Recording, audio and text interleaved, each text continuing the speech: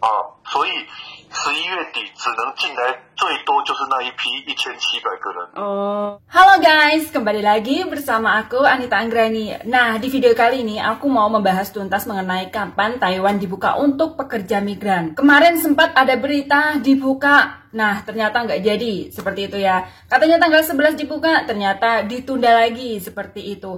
Jadi kali ini aku mau membagikan informasi sejelas-jelasnya ya teman-teman. Jadi saksikan terus video ini sampai habis, tentunya jangan lupa untuk like and subscribe. Terima kasih.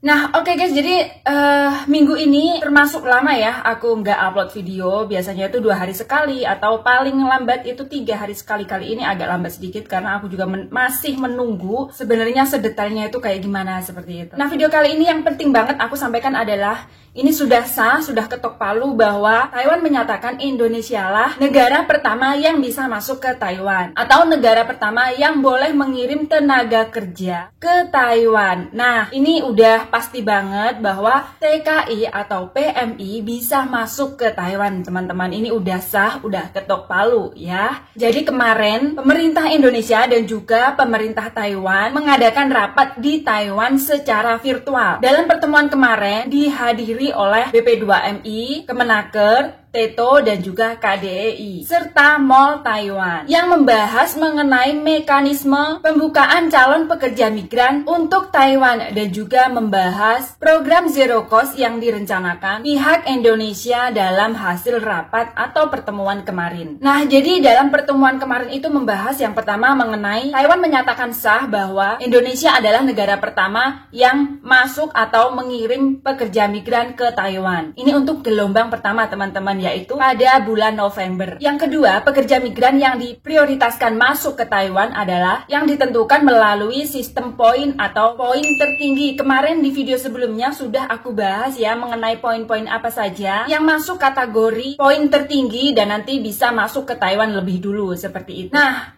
bahasan yang ketiga adalah jenis vaksinasi dari Indonesia sudah diakui oleh WHO, dan hal itu juga sudah diakui oleh negara Taiwan, teman-teman. Jadi vaksinasi di Indonesia itu sudah diakui WHO ya, dan pastinya diakui juga oleh negara Taiwan. Jadi buat teman-teman yang selama ini bertanya vaksin Sinovac, Pfizer ataupun Sinopharm gitu ya, atau AG dan sebagainya, itu bisa masuk ke Taiwan. Jadi teman-teman aman. Di video sebelumnya aku juga bahas ya, makanya kalau aku upload video itu pantengin terus, jadinya nggak setengah-setengah, karena aku upload video ini pastinya step by step, kelanjutan video-video informasi begitu ya, jadinya itu kalian bakalan paham, seperti itu. Oke, dan selanjutnya pembahasan Indonesia dan juga Taiwan. Sebelum calon pekerja migran berangkat ke Taiwan harus dikarantina, dan sesampainya di Taiwan juga dikarantina 14 hari dan 7 hari isolasi. Di video kemarin udah aku bahas. Dan selain itu, Chai Meng-liang juga menjelaskan ada beberapa ketentuan dan persyaratan yang diterapkan oleh PJTKI, yaitu yang pertama, di Balai Latihan atau PJTKI ataupun juga BLK harus dikurangi 50%. Yang tadinya 100% penuh gitu ya, di PJTKI itu harus menampung lebih sedikit dari sebelumnya. Dan juga tempat penampungan atau kamar untuk calon pekerja migran tidak boleh lebih dari 6 orang. Pekerja migran harus melakukan tes PCR sebelum masuk ke BLK. Ini yang aku masuk pekerja migran ini calon ya, calon pekerja migran. Sebelum masuk ke BLK atau PJTK itu harus di PCR dulu. Dan sebelum terbang ke Taiwan harus melakukan tes PCR dan juga karantina 1 orang 1 kamar. Ini sebelum terbang kalian itu di karantina dulu, teman-teman, agar terhindar dari penularan COVID-19.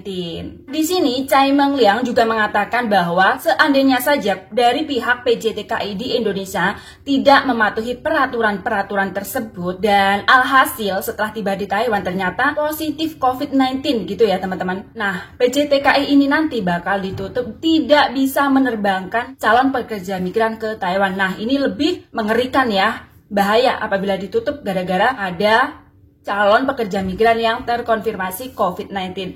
Nah, jadi buat teman-teman di Indonesia harus hati-hati, harus patuhi protokol kesehatan, dan juga jangan asal nggak apa-apa, yang penting sampai ke Taiwan, yang penting sampai ke Taiwan, jangan seperti itu. Apabila ada yang melanggar gitu ya, kalian itu kalau bisa harus protes, karena ini menyangkut semua calon PMI. Apabila di Indonesia nanti ada yang terkonfirmasi COVID-19 setelah sampainya di Taiwan, ini bahaya buat teman-teman yang lain dan juga bahaya buat teman-teman yang nantinya mau cuti. Nah, di sini aku akan sedikit membahas mengenai cuti ya, tapi kali ini aku akan lanjutkan informasi seputar calon TKI yang mau masuk ke Taiwan. Nah, oke teman-teman, kemarin itu aku sempat membaca berita bahwa minggu depan calon pekerja migran itu bisa masuk ke Taiwan, dan ada berita juga bahwa tanggal 11 mulai masuk penerbangannya, seperti itu ya. Ini bukan Kalenah aja, aku aja yang melihat informasi-informasi juga sedikit pusing ya. Katanya minggu depan, katanya tanggal 11, ternyata ditunda lagi, yang sebenarnya itu kayak gimana, seperti itu. Nah, jadi buat teman-teman, ini aku akan kasih tahu, aku pagi ini, kebetulan banget ya, alhamdulillah ya, mungkin rezeki juga ya. Pagi bangun tidur aku langsung kontak sama orang Taiwan, dan pagi ini juga aku langsung dapat balasan langsung di telepon. Nah, sedikit aku mau ngasih tahu perbincangan aku sama beliau, dan nanti kalau teman-teman calon PMI nggak tahu ini apa artinya, aku akan jelaskan ke teman-teman semua. Jadi dengar info ini ya, jangan di skip-skip, langsung aja tonton video ini sampai habis. 喂，听到了。